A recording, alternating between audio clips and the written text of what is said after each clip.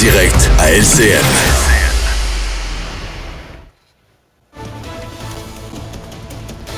– 14h30, c'est le moment d'aller retrouver notre collègue dans nos studios de Cube Radio, Yasmine Abdel-Fadel. Bon après-midi, Yasmine.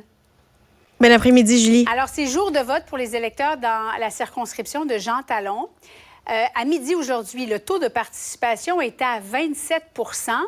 On est retourné voir, là, statistiquement, ça ressemble à quoi les taux de participation dans les différentes partielles. La plus récente, Sainte-Henri-Sainte-Anne, c'était en mars dernier. Alors, c'était 31 % À ce moment-là, c'était Dominique Anglade qui avait démissionné et c'est le député de Québec solidaire qui avait été élu. 11 avril 2022, Marie-Victorin, 36 % total. Une des plus élevées, Louis Hébert. Octobre 2017, Yasmine, c'était 52 %. C'est Geneviève Guilbeault qui avait réussi à se faire élire. Donc, 27 % à midi. Comment tu vois ça? Comment tu vois la suite, Yasmine? Bien, on a vu que le taux de vote par anticipation était relativement élevé. Bon, aujourd'hui, il y a aussi beaucoup de personnes qui y vont après le travail, oui. À la fin de la journée, qui vont voter. Donc, on va voir. D'habitude, ça augmente sensiblement plus la journée avance, particulièrement autour de 17 heures. Ça risque d'être intéressant parce que la sortie de vote ici, là, c'est ce qui est au centre là, de la guerre que se livrent les différents partis politiques dans Jean Talon. Aujourd'hui, là, c'est pas une bataille entre les candidats. Aujourd'hui, c'est une bataille entre les machines électorales.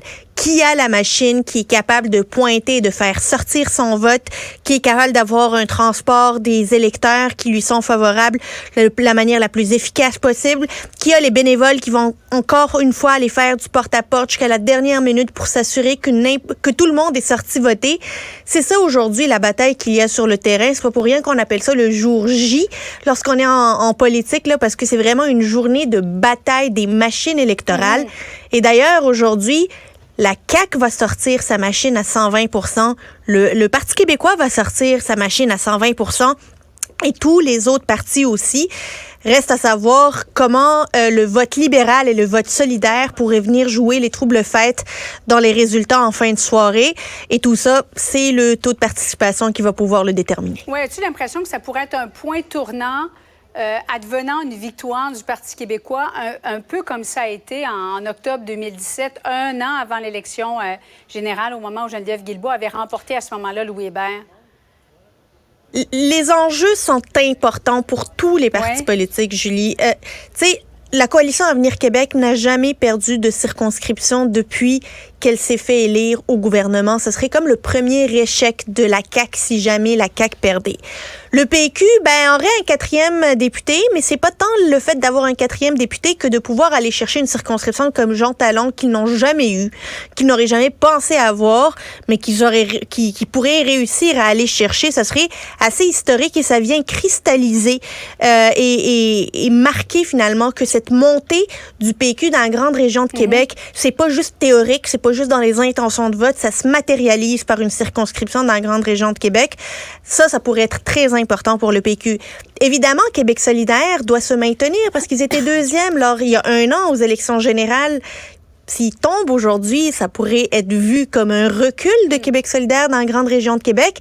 Et les libéraux, eux, ils pourraient créer une petite surprise. Je pense pas que les libéraux vont gagner, mais les libéraux peuvent avoir un impact sur qui va gagner. Parce que les libéraux, ils mangent dans le lunch de la CAQ, ils mangent pas tant dans le lunch du Parti québécois. Alors, est-ce que le fait... Ils peuvent diviser le vote et permettre au Parti québécois de se faufiler. Moi, je te dis, là, ce soir, minute par minute, on va voir des stratégies se dessiner et comment les partis vont réagir à partir de demain. Ça risque d'être très intéressant. Bon, alors, on va préparer notre popcorn pour 19h. C'est le début de l'émission spéciale au bilan avec le collègue Paul Larocque. Changement de garde à la Banque Laurentienne. C'est celui qui était responsable des services bancaires aux entreprises, aux particuliers aussi, Yasmine Éric Provost, qui devient directeur général de la Caisse. La Banque Laurentienne aussi est visée par une demande de recours collectif après la panne de la semaine dernière. Ça ne sera pas facile de rétablir la confiance. La confiance est ébranlée.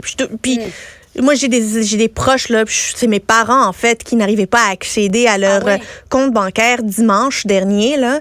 Les parents pensaient qu'ils s'étaient fait frauder. Tu sais, ils pensaient qu'ils ne peuvent pas accéder à leur compte bancaire. Ils n'avaient eu aucune communication de la Banque Laurentienne pour leur dire « Vous n'allez pas avoir accès à votre compte bancaire ». J'emmène mon père au guichet automatique pour pouvoir accéder à son solde, il n'y arrive pas à accéder. Ça fait des crises de panique là, chez certains aînés là, qui savent pas comment ça fonctionne, c'est quoi cette affaire-là. Et il a fallu attendre plusieurs minutes au téléphone pour avoir quelqu'un qui nous dit on est dans une mise à jour, là, essayez plus tard, quelques heures plus tard, mais je pensais pas que ça allait prendre 5-6 jours.